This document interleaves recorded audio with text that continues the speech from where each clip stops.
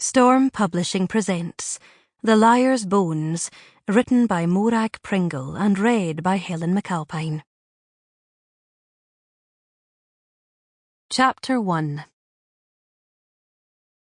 The last few hours of Ellen Hargreaves' life were happy. The day started well. In the morning, she spotted the elusive corncrake on her dawn walk on Balranald Nature Reserve. Then, a short while later, above the cliffs lacing Hosta Beach, 2 golden eagles. The birds circled for 10 minutes, allowing plenty of time for Ellen to record the details in her notebook.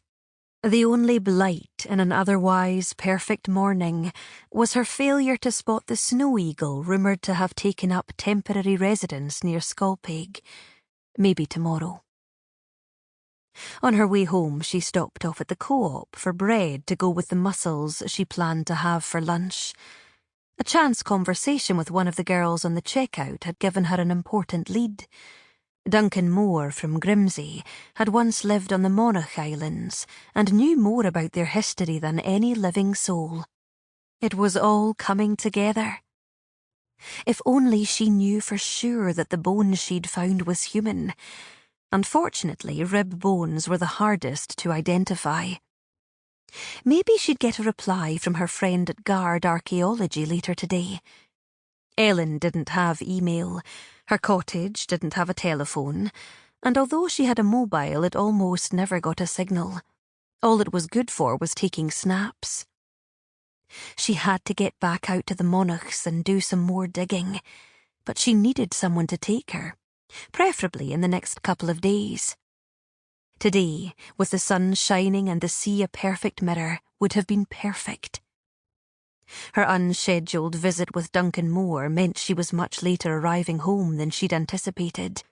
The tide wasn't at its highest yet, so she still had time to make a quick trip down to the shore to pick the mussels from the rocks near her house.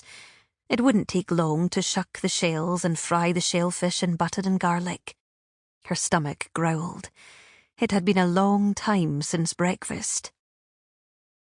She checked the cobbled-together postbox at the end of the track leading to her cottage. Only a couple of flyers from the co-op advertising bottles of gin and whiskey and other essentials at reduced but still grossly inflated prices. Nothing from Glasgow. She hadn't really expected Kevin to have time to study the bones she'd sent him, but nevertheless she was disappointed. Now she knew she might really be onto something. She would put some pressure on him to get back. Sample complete. Ready to continue?